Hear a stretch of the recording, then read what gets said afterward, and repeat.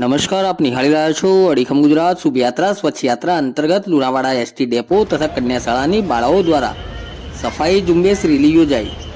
મહીસાગર જિલ્લાના લુણાવાડા શહેરના બસ સ્ટેન્ડથી સ્વચ્છતાના સંદેશ સાથે નીકળેલી આ રેલી લુણાવાડા ચોકડી, દરવાજા, શાક માર્કેટ તેમજ વાવાળા માર્કેટ થઈ બસ સ્ટેન્ડ ખાતે પૂર્ણ થઈ હતી।